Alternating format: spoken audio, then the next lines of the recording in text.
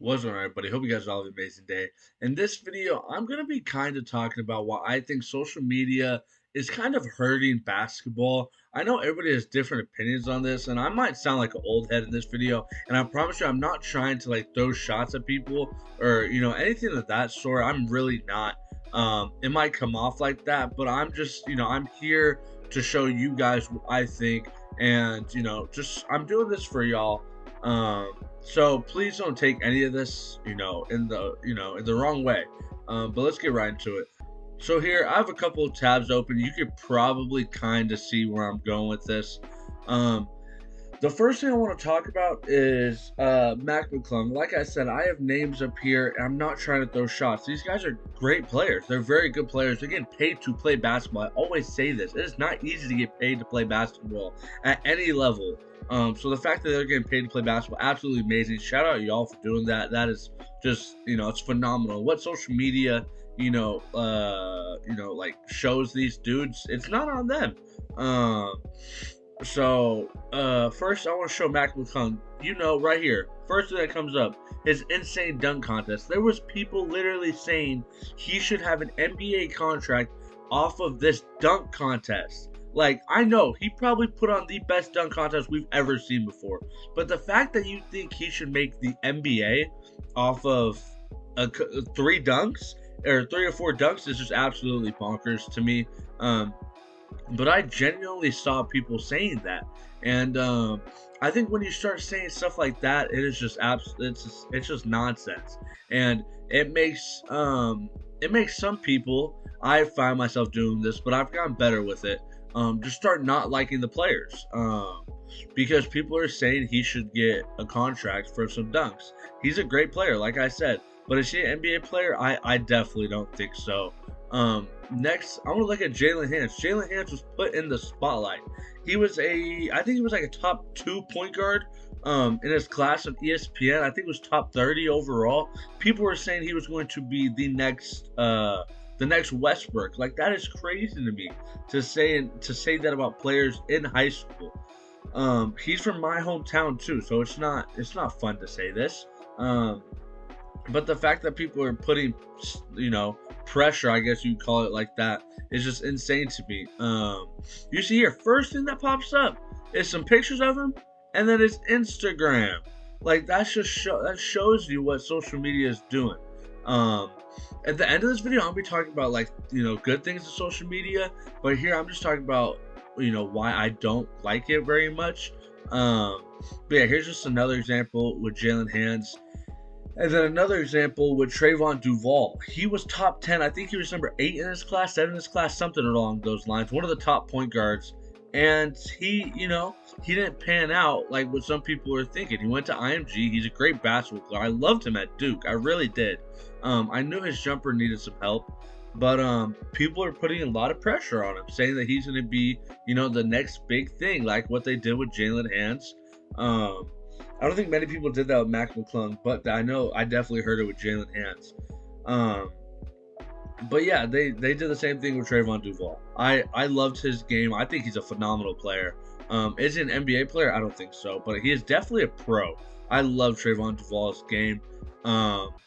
Next, I'm gonna talk about Jalen Green and Josh Christopher. I know you guys seen that clip of John Wall saying something along the lines of just the stuff you guys do here, it just won't fly in other teams.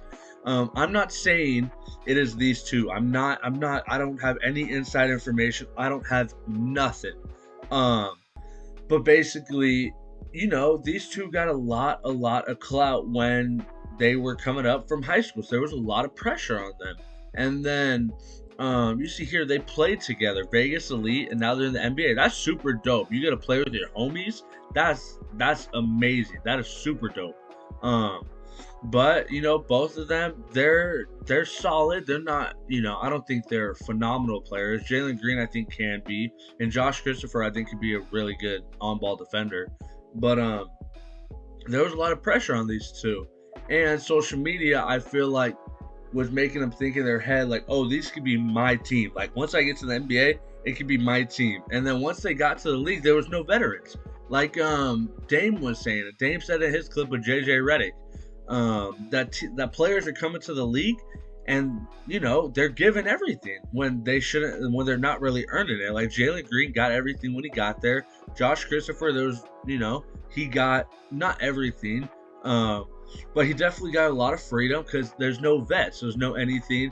And I feel like the true love for the game just isn't there like it should be, and the vets aren't willing to help these young players out, or maybe the young players aren't willing to learn. They think that, oh, we already got this, when maybe since you got there to the NBA, maybe you do feel like you got this since you got the millions. But the way I look at it, you should strive to be winning championships. That's what I feel. That's what I always look for in players, on how I determine how good a player will be, is if I think they can win a championship. So yeah, now we can move on to this right here. I'm looking at the 2024 NBA mock draft. Now, a lot of these players, I'm not gonna say I know all of these players, because I would straight up just be lying to you guys. But there's a lot of players here that I feel like aren't top, shouldn't be top picks. But I feel like nowadays it's just whoever, these next couple of draft classes, I've said this for a while, it's just whoever has the big name, whoever has the big name, they're gonna be taken early. And I feel like these kids aren't NBA ready yet. Which is, there's nothing wrong with that. NBA should realistically take some time, but the fact that people are comparing these kids to absolute legends, and like I said, there's not always people holding them accountable, then I think there's a huge problem with that. And I think social media is a big reason. It's getting to some of these players' head that they think, oh, I got this. I already have it. I'm ready. And then I think that's a huge, what the heck? Julian Phillips from Tennessee? What? Top 10? Sorry, that just threw me off guard. What the heck? Sorry, but yeah, I don't see it, man. I know people have Brian James as a top 10 pick. I think he's a solid point guard. Top 10 though, I don't know about that.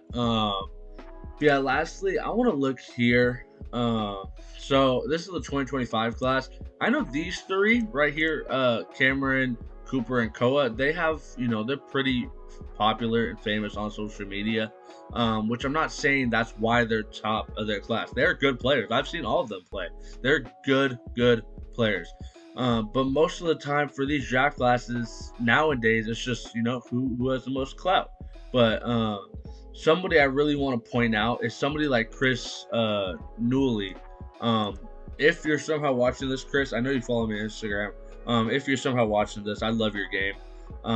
But he's just somebody that, I want to mention, that I feel could go far in basketball. I see the way he plays. He plays so hard. He has a pro level body, and I think he's somebody that is extremely underrated, that I hope will eventually start climbing up, these rankings and stuff, because I feel he's great, and I feel like people like him should be moving up, some ESPN rankings and 247 Sport rankings, and I feel like it shouldn't always just be whoever has the most clout, which I feel it's starting to trend in that way, which I'm not a fan of.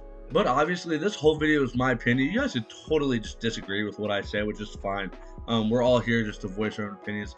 And like I'm going to keep saying, I'm not here throwing shade, shots, nothing at nobody. The people I mentioned in this video are phenomenal basketball players. They will give the average basketball player so many buckets. So they will give them 40 in a game. I guarantee it. Like, these are phenomenal basketball players.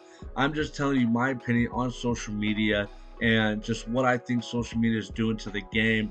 Like I said, Dame has talked about it, and I know Austin Rivers has talked about it. I've talked about it with so many of my guys. And like I said, I was going to say at the end of the video, social media has helped a lot of people. It's helped a lot of people with NIL deals. Wow. NIL deals and getting money. I don't think there's anything wrong with getting money. But the way I look at, basketball and teams, it should be, who will help me win a championship. That's the way I look at it. I hope you guys look at it that way too. So I feel like that'll bring the competitive nature back to basketball. But like I said, this is all just my opinion. I'm just here to voice it. You guys can voice your opinions. I got no problem with that at all. But we're on the road to 500 subscribers, so please do subscribe and leave a like in this video if you guys enjoy. And I'm gonna catch you guys next time. Peace.